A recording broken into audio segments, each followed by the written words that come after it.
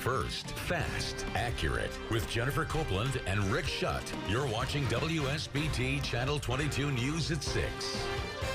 A big day for South Bend. The Chicago Cubs bringing their heavy hitters to town for the announcement. That's right. Cubs president Theo Epstein says he couldn't be happier to move the team's minor league affiliate here. WSBT's Kelly Stopczynski's live at Four Winds Field tonight. Kelly, local fans are really thrilled about this. You know, Jennifer, so much so that some of them chose not to watch it online live as the press conference was streamed there. They didn't want to wait for tonight's newscast or to read about it in tomorrow's paper. They wanted to go there and see it for themselves. Someday, the Chicago Cubs are going to be in the World Series.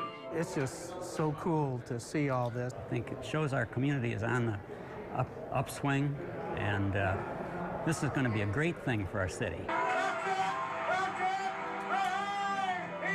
The excitement is hard to miss. Mr. Berlin here and Theo Epstein. So we're in pretty good shape. It says a lot for this community. From day one when we came here, we had big dreams. We wanted to make promises that we would deliver a first-class organization. I think we've been able to do that. This is just another chapter in that great story. And bringing the Cubs here could be a very important chapter for South Bend and our entire region. There's a lot of good going on. People come from 50 miles away to come see the team play. I think we'll now see them come from 100 miles away to see the team play. It's amazing, I think, what Andrew Berlin has done to bring attention to South Bend. The way he approaches the community, I think it's just unbelievable. This gentleman, Mr. Berlin, he's very, very intelligent. Andrew Berlin, the Illinois man who bought the South Bend Silverhawks 3 years ago, dumped millions of his own dollars into the stadium and kept his word to make this city better. The people here are so resilient and proud, with extraordinary, unparalleled resources in the community and a can-do attitude and culture, just like this team. And there it is, the Chicago Cubs W flag flying high and proud in center field at Four Winds Field today. Obviously, of course, that is the flag they put up when the Cubs get a win. Chicago Cubs Vice President Jason McLeod said today what really amazes him about Andrew Berlin is the authenticity and sincerity you get when he talks to him. And McLeod said, when you hear Berlin talk about South Bend, you would swear, Rick and Jennifer, that he's a native son, that he grew up here because he loves this city so much. Done so much for the city, yeah. Okay, Kelly, many diehard Silverhawks fans worried tonight, though. What's going to happen to the mascot Swoop? Well, I asked Berlin that today at the press conference, and he kind of chuckled a little bit, and he said, you know, first I've got to pick him up from the dry cleaners. He said Swoop had a very rough and probably stinky, hot, sweaty summer, but he said Swoop is not going away. Swoop will still be here. I think he said Swoop has not flown the coop yet, and Berlin also said that unless they have a drumstick night here at the Cove, he thinks he's going to be safe. Yeah, all There's right. Swoop and maybe a little Cubby Bear mascot as well. Have two mascots. Yeah, who knows? That's right. or just get Swoop a Cubs hat and he'll be good. Yeah, there you go. Thanks, Kelly.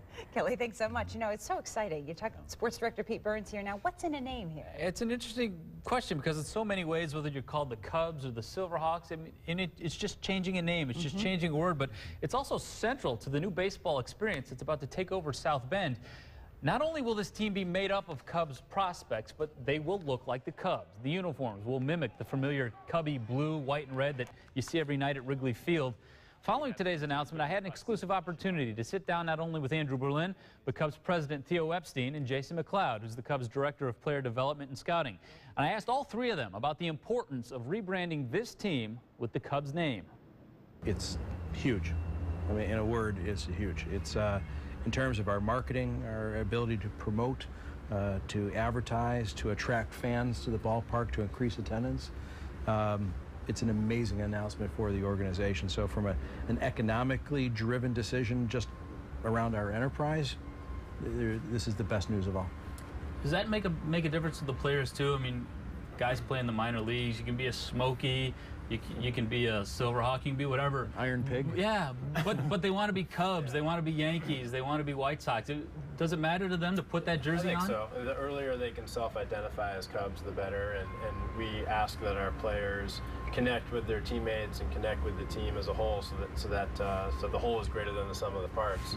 And when you're called Cubs, you start to identify as a Cub, and you start to care about the logo on the front more so than the name on the back, and that builds at each level that they can call themselves Cubs until they get up there and they're really, you know, playing for the Cubs and the Cubs fans. Which is, of course, the ultimate goal. Now, right now, the Cubs actually have the top-rated minor league system in all of the minors. That's exciting from a baseball standpoint.